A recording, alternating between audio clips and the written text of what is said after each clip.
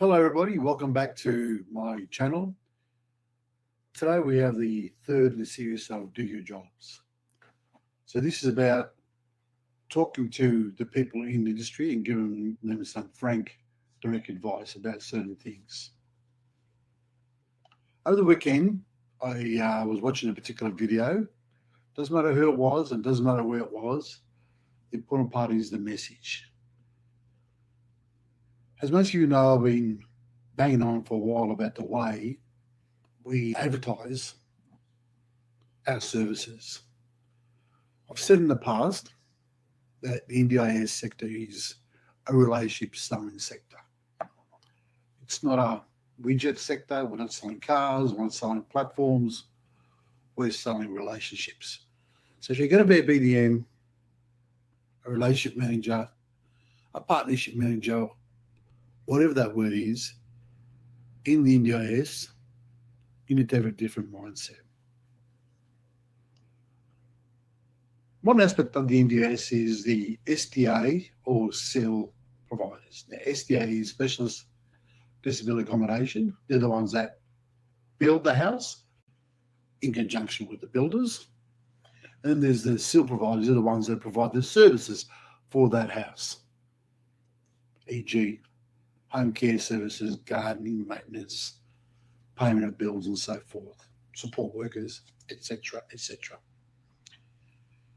Now, I have been noticing this for a while. I actually put a post up, I think nearly a year now, where I talked about how the advertising of this has been just way off the charts. It's not been very informative, and it has not been very much targeted to the people that need to see it. Now, I'm talking about here about a LinkedIn platform. Now, if you're on Facebook, where there might be some participants, and again, you can advertise on Facebook or promote things on Facebook, but that's your choice. I think it's very noisy. I think it's very congested, and I think there's just too much. But I use LinkedIn. Now, on LinkedIn, we have professionals. You have your support coordinators. You have your plan managers. You have your allied health professions. You have some other stakeholders that are part of the NDIS sector. So when we're promoting, we're advertising to this particular group of people, we need a different type of approach. Now, I'll share what Nicole talked about in this video that I referred to, and we'll come back and have a chat. The change in marketing that I've seen over that period of time, and I think KPIs probably have a little bit to do with it as well. We see, look, as an SDA provider, we very rarely advertise, here's this vacancy, here's this house, here's this house, here's this house. We advertise stories. This is what's actually happening to the people who are moving into these houses. Here's this person that we've been able to support to purchase their own house as a person with a disability using it. Notice what she said there. She said we advertise stories. Keep that in mind. And it's hate to live with their partner, but that's the stories we share. But we're seeing still providers on the flip side who actually, that's the stories they should be sharing. We've got these 10 houses with these 2 vacancies in each, and it's just flies upon flies of all these vacancies. And we're saying that you are a housing provider. So you're just going out almost misrepresenting to the state blocks of the actual people who need your supports, that you are the housing provider and the supports. So there we are. We have to hear what she's addressed is that there is confusion about what a supervisor does because they're not advertising the stories. They're advertising this house, 2 rooms, close to the hospital, close to train station, and so forth. And the amount of time we see that and the actual residents don't understand the difference between, oh, but it's not them. I thought they just owned the house. It's all that one company. Again, this is the confusion. The participants are confused. They believe the SILs are the SDAs when it's really a delineation of the 2 different entities. It's like, no, it's just there's an owner, then there's an SDA provider, then there's the SIL, but there's so much misrepresentation in the marketing. So let's take that slowly. There's an owner, an investor. There's the SDA provider. So let's look at that sort of as a flow chart. The owner says, here, Mr. or Mrs. SDA, I've got a house.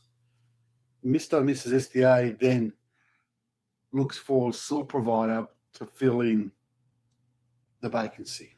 And I've said, you know, if we're going to advertise, I use kind of the camping analogy, that we're the tent. As a housing provider, we're the tent. That's not fancy. It's bricks and mortar. It's just something for you as shelter. As the support provider, you're the mountains, you're the river, you're those sitting around seeing the way around the entire place, because you're the ones providing access and empowerment to live a really good life, which is what the person actually needs. But you're just advertising the tent. They're not seeing this life that you're going to help them and you know, support them to actually live.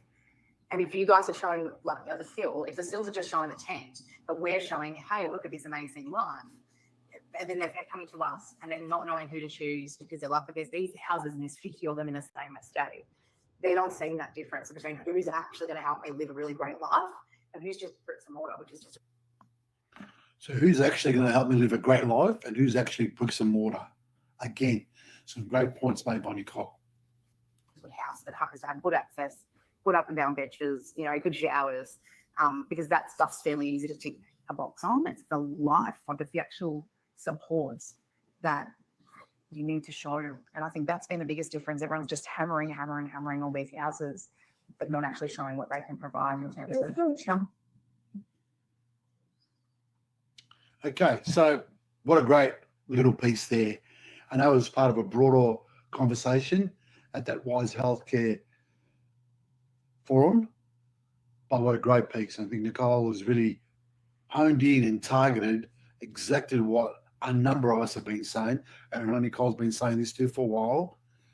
What numbers have been saying is the NDIS industry, the way we brand, the way we market, the way we position certain aspects is totally off compared to some other industries.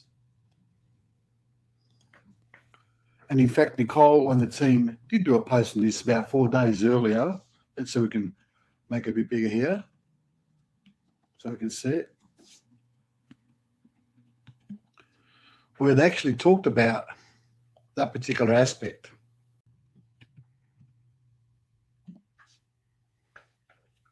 And you see the graphic they use there, which I liked a lot, is, are you selling services or solving problems? So here we are, we have a provider in power livability who's actually harnessed this and actually advocated for this. But who's listening? Well, that's where I come in. Do your job. Do your job. If you're going to be an SDA or a sole provider, do your job. Just like Empower Livability is, do your job. Well, what does this do your job actually mean? Well, what's missing here? What's missing from the participant's perspective is very few posts share real stories from the people who will call these places home. There's hardly any testimonials. I know that's a bit of a challenge in the industry, given the privacy of the situation and the nature of the situation. But even a quote, anonymous quote, testimonial is great. A day in the life insights. Get a participant to do a day in the life, living in that residence. Or how they undertook the journey to get into that residence. What else is missing? There's looked at lack of content showing how accommodation transforms residents' well-being and their social cohesion. And lastly, there's a limited use of actual photography or video of residents engaging in the community, in their life, while in these residents, learning new skills, reaching new goals.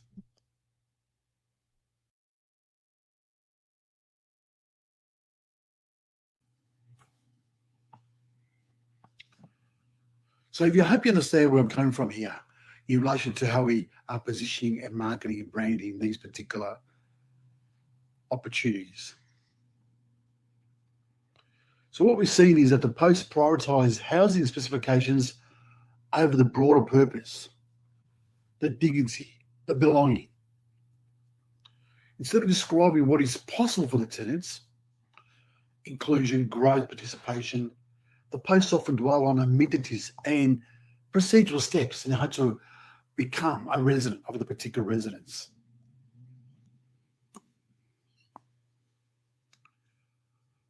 Okay, so what's missing then? What is that one piece that's missing?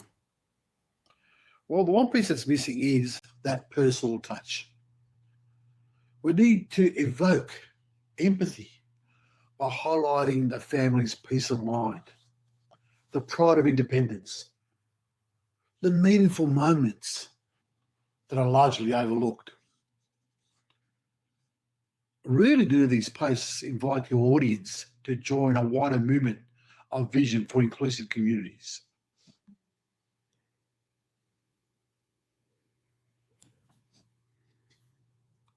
So let's summarize it. The dominant shortfall is a lack of authentic participant-focused storytelling. For a true shift, SDA and SIL providers need to frame their posts around lived experiences, hopes, futures. They need to create content that resonates emotionally and motivates action. Yes, we're talking to SCs. Yes, we're talking to plan managers. Yes, we're talking to our health professionals. But they need to see these stories as well, because they will share that with their participants, with their families. You need to move from selling rooms to sharing life-changing impact, and how this will set provider X and differentiate provider X from provider Y. Do your job. Focus on those life moments. Focus on sharing those testimonials and not sharing the specifications of the house and the location and the closer transport. That's what's missing when we are promoting, advertising these particular places for people to live. Do your job.